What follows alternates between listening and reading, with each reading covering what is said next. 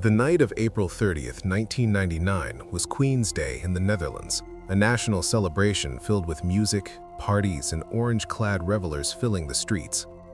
In the small village of Kolm, in the northern province of Friesland, 16-year-old Marianne Vaatstra was celebrating with her friends. She was the youngest of 6 children, full of life and dreams. She wanted to become a hairdresser and was known for always being cheerful, always experimenting with different hairstyles, always the life of the party.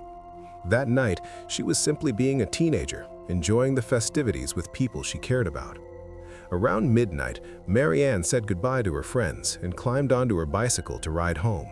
It was a route she knew well, a rural path through the Frisian countryside that connected Kolm to her family's home in Zwaagwesteinde. The distance was only a few kilometers, a quick ride through fields and quiet roads. She had made this journey countless times before. There was no reason to think this night would be any different. But Marianne never arrived home. When she didn't return by morning, her family grew worried. They knew something was wrong. Marianne was responsible. She would have called. She would have let them know if she'd decided to stay with friends. On the morning of May 1st, family members and friends went searching for her. They followed the route she would have taken, scanning the fields and pathways, calling her name. Then they found her. Marianne's body was discovered in a rural meadow near the village of Oudwade, in a field not far from the path she'd been cycling. The scene was horrific. She had been raped. She had been strangled with her own bra. Her throat had been slashed 3 times. The violence was brutal, personal, and incomprehensible. Who would do this to a 16-year-old girl who was simply trying to get home? Dutch police immediately launched an investigation. Forensic teams collected 13 biological traces from Marianne's body and clothing. They found DNA evidence, blood, and semen from the perpetrator. In 1999, DNA technology existed but was still developing. Large-scale DNA screening wasn't yet common practice in the Netherlands. Still, investigators had evidence, and they believed they could find the person responsible. But then, the investigation took a troubling turn. The crime scene was located approximately 2 kilometers from an asylum seekers center in Kolm. The center housed refugees from non-Western countries, including individuals from Iraq and Afghanistan. Almost immediately, suspicion fell on the residents of this facility. Some locals had previously complained about young men from the center pursuing or harassing local girls who cycled through the area. The proximity of the center to where Marianne was found seemed too significant to ignore. Public anger erupted. The community of Kolm was quick to assign blame. Security at the asylum center was upgraded. Riot police were placed on standby, ready to intervene if tensions escalated into violence. At a municipal meeting in October 1999 about opening a new refugee center, locals rioted. Youth threw eggs at the mayor. At least one woman who had incited the riots was later convicted of a racist offense. The fear and anger directed at asylum seekers dominated the narrative, even though there was no evidence connecting them to Marianne's murder. Police arrested a 32-year-old man from the area in late May 1999, but his DNA didn't match the evidence found at the crime scene. He was released. Then another suspect was arrested, and another. Over the course of the investigation, 12 different men were arrested and subsequently released because their DNA did not match the evidence. From August 1999 onward, the police investigation focused heavily on the asylum seekers center. Yet despite all the suspicion, all the public outcry, all the resources directed toward that facility, the real killer remained free. Years passed. The case went cold. Marianne's family endured immense emotional strain. Her father, Bauke Vaatstra, became a public figure, tirelessly advocating for justice for his daughter. He refused to let her case be forgotten. He pushed for new investigative techniques, for advances in forensic science, for anything that might finally reveal the truth. But as 1 year turned into 5, and 5 into 10, hope began to fade. The person who had killed Marianne seemed to have disappeared into the quiet Frisian countryside, living among them, undetected. Then, in 2012, everything changed. The Dutch government had recently passed new legislation that allowed for mass DNA screening under certain conditions. Advances in forensic technology, particularly in Y chromosome analysis and familial DNA searching, made it possible to cast a wider net. On September 29, 2012, 13 years after Marianne's murder, police launched an unprecedented DNA dragnet. They asked all males aged 16 to 60 in 1999 who lived within a 5-kilometer radius of the crime scene to voluntarily provide DNA samples. The goal wasn't necessarily to find a direct match, but to identify people who shared DNA with the offender, people who might be related to him. The response was remarkable. Approximately 8,000 men participated. The samples would only be used for this investigation and would be destroyed afterward. The Netherlands Forensic Institute used sophisticated software called Bonaparte to quickly and accurately analyze not just direct matches, but also indirect familial connections.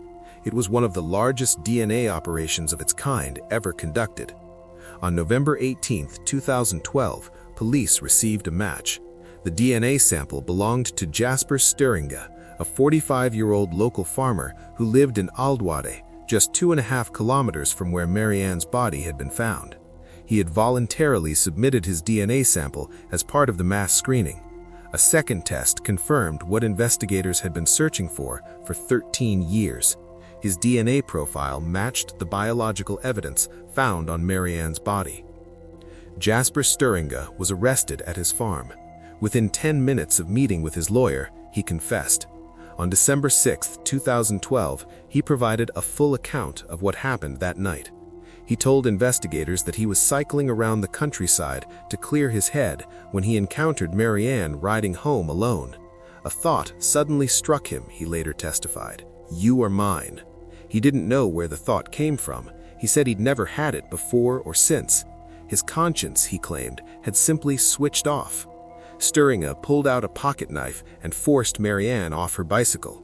When she resisted and bit his finger, he held the knife to her throat and dragged her into the meadow behind a tree line. He raped her. Then he strangled her with her bra, turning her onto her stomach as he tightened it around her neck. When he realized she was still breathing, he lifted her head and slashed her throat 3 times. He listened to the blood flowing, then left her there and cycled away. The killing, he said, was an act of panic when he realized the consequences of being caught for rape. He thought only of his family and what would happen if he were discovered. The confession brought answers that Marianne's family had waited 13 years to hear, but it also raised new questions. How had Jasper Sturinga evaded detection for so long? He was a local farmer, part of the community.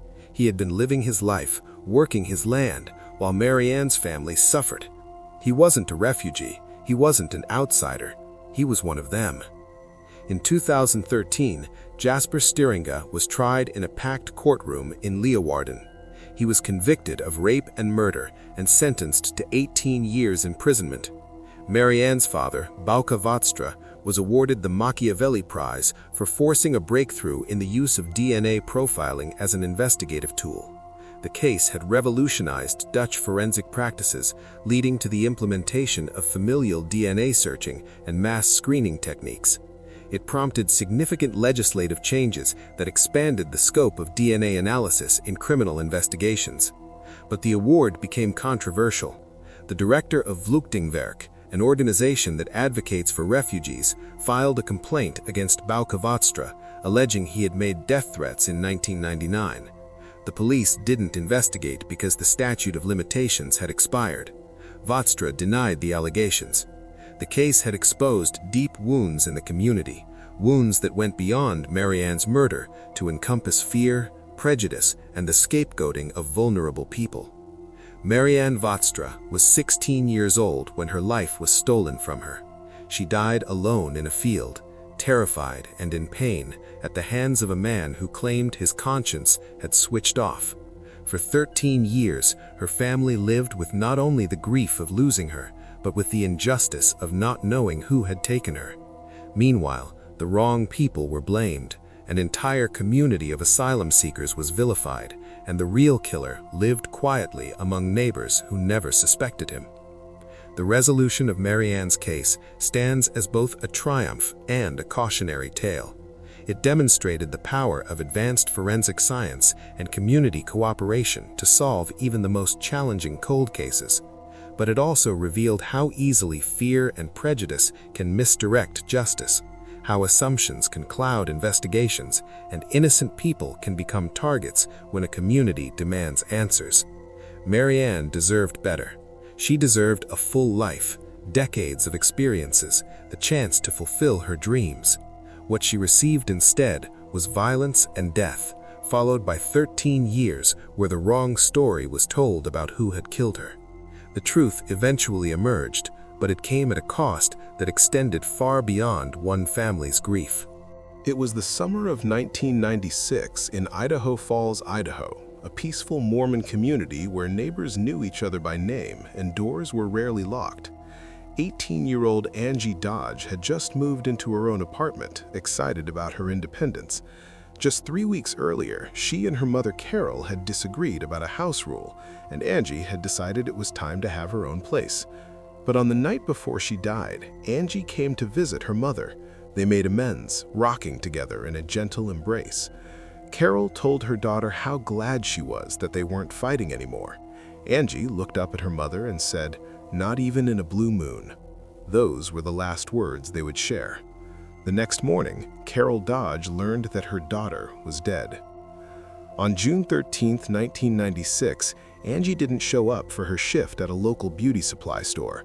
When coworkers couldn't reach her, they grew concerned.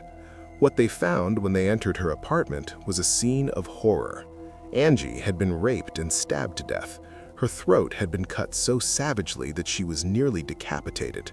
Blood covered the apartment. Investigators who responded to the scene would later describe it as the worst they'd ever encountered, the kind of nightmare that haunts detectives for the rest of their careers. Idaho Falls police had a crucial piece of evidence: DNA. They had a pristine sample from semen left at the crime scene. In 1996, DNA technology was advancing rapidly, and investigators were confident they could identify the killer. They began collecting DNA samples from potential suspects, asking almost everyone they interviewed to provide a sample. Over the course of the investigation, they collected more than 100 different DNA samples, but there wasn't a single match. The killer's DNA wasn't in any database. He seemed to have vanished. Several months after Angie's murder, investigators believed they had a breakthrough. Benjamin Hobbs, a friend of Angie's who was part of a large group that hung out by the Snake River, was arrested in Ely, Nevada for raping a woman at knife point. The similarities to Angie's murder were striking. Hobbs became a prime suspect. Police brought in his friends for questioning, trying to build a case. One of those friends was 20-year-old Christopher Tapp, who was also part of the River Rats social circle and had been seen with Angie at a gathering the night before she died. What happened next would become one of the most troubling wrongful conviction cases in American criminal justice history. Idaho Falls police interrogated Christopher Tapp for over 100 hours. They applied intense pressure, telling him he could face the death penalty unless he implicated himself and others. They fed him details of the crime scene, information only the killer would know, then used those same details as evidence of his guilt when he repeated them back. Eventually, Tapp confessed. He said he had helped hold Angie down while Hobbs and another unknown man attacked her. He thought his cooperation would earn him immunity. He was wrong.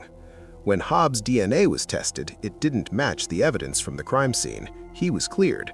But prosecutors didn't let go of Tapp. Despite the fact that his DNA also didn't match the crime scene evidence, despite the lack of any physical evidence tying him to Angie's apartment, Christopher Tapp was charged with aiding and abetting rape and murder. At his trial, he recanted his confession, saying it had been coerced. The jury didn't believe him.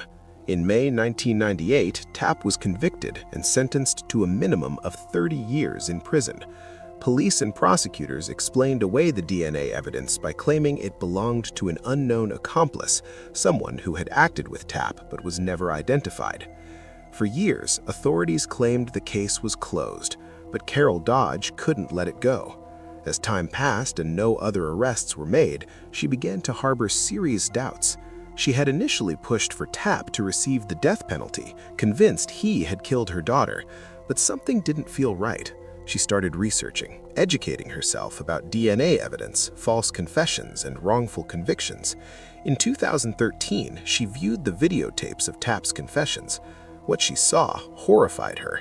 She could see the pressure, the manipulation, the way police had fed him information. Carol Dodge, the grieving mother who had lost everything, became one of Christopher Tapp's strongest advocates. She was convinced the wrong man was in prison and that Angie's real killer was still out there. The Idaho Innocence Project joined the fight for Tapp's freedom in 2007. They requested DNA testing on hair samples recovered from Angie's body that had only been visually inspected. Mitochondrial DNA testing performed by the FBI showed the DNA was consistent with the semen sample and excluded Tapp. The evidence was clear. Christopher Tapp had not been at the crime scene. In 2017, after serving 20 years in prison for a crime he didn't commit, Tapp was released. His rape conviction was vacated, but remarkably, he wasn't fully exonerated. Authorities still called him a murderer, making it nearly impossible for him to find work or housing. Meanwhile, Carol Dodge never stopped hunting for the person who actually killed her daughter. She researched new technologies, stayed in contact with police, and pushed for the case to be actively investigated. In 2014, detectives tried using a small public DNA database owned by Ancestry.com to find familial matches. They got a hit that led them to Michael Usery Jr., a filmmaker from New Orleans whose short film about murder had earned him a reputation for being interested in dark subjects. Usery was briefly accused of rape and murder based on Y-chromosome familial searching, but when his DNA was properly tested, it didn't match the crime scene evidence. The charges were dropped. It was another dead end, another innocent man caught up in the desperate search for answers. Then, in 2018, a new Idaho Falls police chief, Bryce Johnson, took over. He told his detectives to forget about the past 23 years and focus on one mission: find out who left the DNA sample at Angie's apartment. Johnson contacted Parabon Nanolabs, a company specializing in genetic genealogy, the same type of analysis that had been used to catch the Golden State Killer. Lead genealogist Cece Moore agreed to help. She uploaded the crime scene DNA profile to GEDmatch, a public repository used by people researching their family trees. The results pointed to a couple named Clarence and Cleo Usery as the perpetrator's great-grandparents. Moore painstakingly built family trees, identifying 6 known male suspects who could be suspects. Investigators discovered that one of these men had lived in Idaho in 1996. They followed him, collected a discarded item with his DNA, and tested it. It wasn't a match. 3 more months of genealogical investigation followed. Then, Moore discovered something crucial. There was a 7th previously unknown descendant, a man whose existence hadn't been documented in the family trees. His name was Brian Lee Drips, Sr. Investigators learned that Drips lived in Idaho Falls in 1996. More significantly, he lived directly across the street from Angie Dodge's apartment. He knew her as an acquaintance, not a friend, just someone from the neighborhood. Records showed that police had actually interviewed Drips during a neighborhood canvass just 5 days after the murder, but he'd never been considered a serious suspect. By 2019, Drips was living in Caldwell, Idaho. Detectives began following him. One day, they watched as he threw a cigarette butt from his car window. They retrieved it. The DNA on that cigarette was tested and compared to the sample from Angie's apartment 23 years earlier. It was a complete genetic match. On May 16, 2019, police arrested Brian Lee Drips Sr. When confronted, he confessed. He told investigators he had been severely impaired by drugs and alcohol on the night of June 13, 1996. He said he broke into Angie's apartment while she was asleep, intending to rape her. But when he realized the consequences of being caught, he panicked. He cut her throat with such force that she was nearly decapitated. Then he left her there and went home, back across the street to his own apartment, and said nothing for 23 years. At a packed press conference, Idaho Falls Police Chief Bryce Johnson announced the arrest. Standing beside him was Carol Dodge, the mother who refused to give up, who fought for justice, not only for her own daughter, but for an innocent man who had been wrongly imprisoned. Johnson credited Carroll repeatedly, saying the case began and ended with her. Without her relentless pursuit, her dedication to finding the truth, even when it meant admitting she had been wrong about Tapp, Angie's killer might never have been caught. Christopher Tapp was formally exonerated in July 2019. In October 2020, he sued the city of Idaho Falls for wrongful conviction.